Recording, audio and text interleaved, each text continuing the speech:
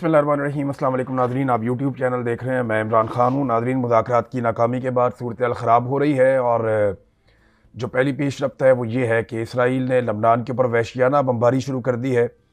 बहुत बड़ी तादाद में वहाँ पे शहादतें हुई हैं और ये मामला अब रुकने का नहीं लग रहा। मशरिक़ वस्ता के ऊपर एक मरतबा फिर जंग के बादल हैं और ऐसा लगता है कि किसी वक्त भी दोबारा खुदा न खास्ता लड़ाई छिड़ सकती है। देखें, होना तो ये चाहिए कि लड़ाई दोबारा ना हो, लेकिन इसराइल से कोई बईद नहीं है वो इस लड़ाई को दोबारा बढ़ावा दे सकता है और अमेरिका को दोबारा इस लड़ाई में शामिल होना पड़ सकता है। देखें, अमेरिका की शमूलियत के ऊपर बहुत सारे सवालात हैं। कई लोग ये कहते हैं कि अमेरिका अब इस लड़ाई के अंदर दोबारा नहीं उतरेगा।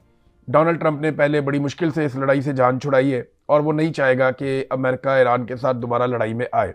लेकिन दूसरी तरफ कुछ लोगों का ये दावा है कि अमेरिका ने इस टाइम को इस्तेमाल किया है बड़े पैमाने पर मशरिक़ वस्ता में हथियार पहुंचाने के लिए, या अपने नए इत्तेहादी बनाने के लिए, या अपने साथ दीगर ममालिक को लेकर लड़ाई में उतरने के लिए।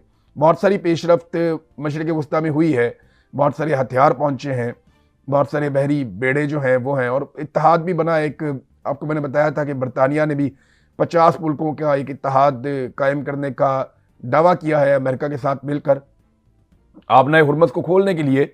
लेकिन अक़वाम मुत्तहिदा ने इसके ऊपर किसी किस्म की कॉन्सेंट नहीं दी। अक़वाम मुत्तहिदा ने इसकी इजाज़त नहीं दी कि ताकत के बलबूते के ऊपर आबनाए हुर्मज़ को खोला जाए। अब जो भी होगा वो अक़वाम मुत्तहिदा से बार बार होगा। कुछ डेवलपमेंट्स हैं, मैं आपको बताता हूँ, लेकिन पहले पाकिस्तान, तुर्की और इसराइल के बीच में भी एक तनाव पैदा हो गया। पाकिस्तान के वज़ीर दिफा ने जो ट्वीट किया इसराइल के ख़िलाफ़, उस पर इसराइल का सख्त रद्द-ए-अमल आया, जिसके बाद पाकिस्तान के वज़ीर दिफा ने अपने 2 ट्वीट्स डिलीट कर दिए जो इसराइल की मुखालफत में किए थे। लेकिन अब क्योंकि मुज़ाकरात जो है वो कामयाब नहीं हुए तो एक नई सिचुएशन है पाकिस्तान के लिए भी। लेकिन तुर्की और इसराइल का मामला बहुत गर्म हो गया। इसको BBC ने भी रिपोर्ट किया है, पूरी दुनिया ने रिपोर्ट किया है, क्योंकि ईरान की सहूलतकारी का इल्ज़ाम लगाया तुर्की के ऊपर इसराइल ने। इसराइली वज़ीर आज़म नेतन्याहू ने न सिर्फ तुर्की के ऊपर अटैक किया बल्कि जनूबी कोरिया के ऊपर भी अटैक किया, उनकी क़यादत के ऊपर भी निशाना बनाया। और एक और जो स्टेटमेंट ख़ास तौर पे उर्दगान का था, उस स्टेटमेंट के ऊपर इसराइली काफ़ी सीख पा हुए हैं, जिसमें स्टेटमेंट में तुर्क सदर ने यह कहा कि अगर पाकिस्तान सालसी ना कर रहा होता या इस वक्त पाकिस्तान के अंदर सालसी ना हो रही होती तो तुर्की इसराइल के ख़िलाफ़ जंग में शामिल होता। ये बहुत बड़ा स्टेटमेंट है, क्योंकि देखिए तैयब उर्दगान ने अपनी कौम को ये बताया कि सालसी हो रही है, लड़ाई का खात्मा हो रहा है, इसीलिए अब तुर्की इस लड़ाई से बाहर है। अदरवाइज़ तुर्की ने यह बताया कि अगर ये सालसी ना होती और जंग चलती रहती तो तुर्की इस लड़ाई में इसराइल के ख़िलाफ़ शामिल हो चुका होता। तो इसराइल का इत्तेहादी अमेरिका है, तो ईरान का इत्तेहादी तुर्की बन जाता जंग के अंदर। ये बहुत बड़ा दावा है नेतन्याहू की जानिब से। शायद नेतन्याहू ने जिस वक्त ये दावा किया उनके दिमाग में भी नहीं था कि जंगबंदी की कोशिशें नाकाम हो जाएंगी या जो मुज़ाकरात हो रहे हैं उनमें कोई कामयाबी नहीं मिलेगी। ईरान ने जो जवाब दिया है, देखिए मैं पिछले वीलॉग में आपको कह रहा था कि अमेरिका ने तो जो कहना था कह दिया। JD Vance 3 मिनट से ज़ायद बात करके वो चले गए और उन्होंने पाकिस्तानी सरजमीन को छोड़ दिया। और एक मायूसी थी उनकी प्रेस कॉन्फ्रेंस में कि हम किसी नतीजे पर नहीं पहुंचे, ईरान के साथ हमारी कोई डील नहीं बन पाई। उन्होंने दावा किया कि उन्होंने काफ़ी लचक दिखाई और ईरानियों ने लचक नहीं दिखाई और ईरान की जानिब से वो मुतालबात नहीं माने गए जो अमेरिका ने सामने रखे, और अमेरिका ने बड़ी लचक दिखाई। इस किस्म की बातें उन्होंने की। अब मैं आपको कह रहा था कि जब ईरानी बात करेंगे तो चीज़ें बड़ी क्लियर हो जाएंगी। सबसे पहले तो कालीबाफ का जो ईरानी वफद के सरबराह थे उनका पहले स्टेटमेंट आपको बताता हूँ। लेकिन एक चीज़ ना हमें एक और अपने दिमाग में रखनी पड़ेगी। जब मुज़ाकरात होते हैं ना तो आपने कैपेसिटी भी देखनी होती है कि दोनों तरफ से किस तरह के लोग मुज़ाकरात में मौजूद हैं। अब अगर आप मवाजना करें ना तो ईरानी वफद के अंदर 4 तो PhD थे, यानी ये जो लोग हैं जो ईरान की जानिब से मुज़ाकरात के लिए आए हैं ये डॉक्टरेट हैं, अपनी अपनी फील्ड के मास्टर्स हैं, ये PhD लेवल के लोग हैं, प्रोफेसर्स हैं, स्कॉलर्स हैं। अब इनकी जहानत और इनकी जो काबिलियत है उसके ऊपर कोई उंगली नहीं उठा सकता। वो अपने शोबों में शानदार लोग हैं, उनकी कैपेसिटी बहुत ज़्यादा है लंबे मुज़ाकरात करने की, उनके आसाब बड़े मजबूत हैं, उनका एक एकेडमिक करियर है बड़ा शानदार। दूसरी तरफ जो अमेरिका से लोग आए थे वो उनकी वो कैपेसिटी नहीं थी। अगर आप देखें तो एक डोनाल्ड ट्रंप का दामाद है, एक जो है वो नायब सदर अमेरिका का, एक राइटर था पहले। तो उनका वो कैपेसिटी नहीं है, उनकी तालीमी काबिलियत भी वो नहीं है, उनके आसाब भी उस तरह के नहीं हैं जैसे एक आदमी के ट्रेंड होते हैं। तो ईरान की कैपेसिटी बहुत ज़्यादा थी, ईरान के लोगों में काबिलियत बहुत ज़्यादा थी। जो लोग बैठे मुज़ाकरात में तो वहाँ अमेरिका को काफ़ी दिक्कत हुई, जो दिखाई दे रहा है उसमें अमेरिका को काफ़ी दिक्कत हुई।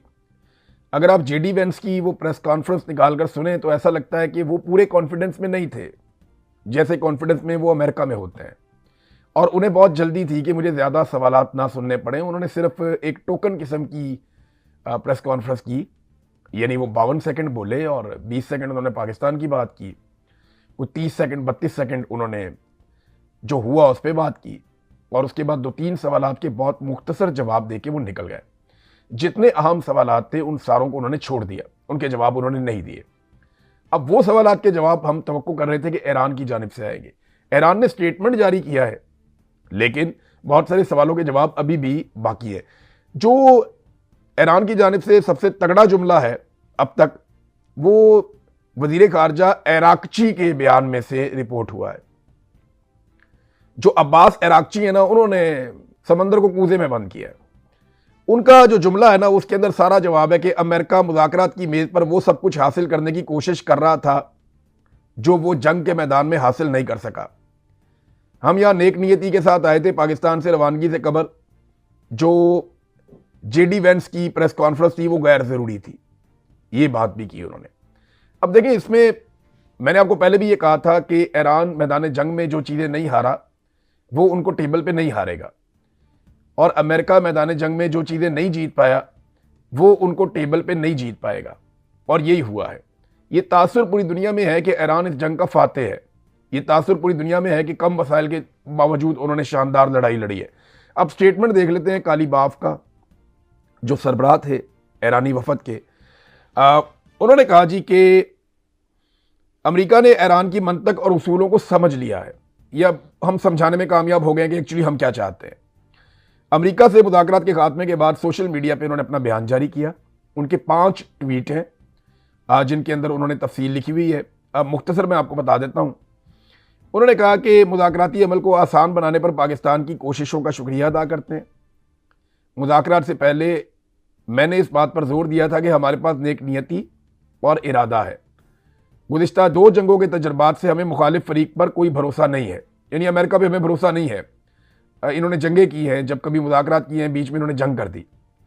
स्पीकर ईरानी पार्लियामेंट ने कहा कि मुज़ाकरात में ईरानी वफद ने मुस्तकबिल से मुताल्लिक इक़दाम किए, लेकिन मुखालिफ फरीक इस मरहले पर ईरानी वफद का एतमाद हासिल करने में बिलाखिर नाकाम रहा।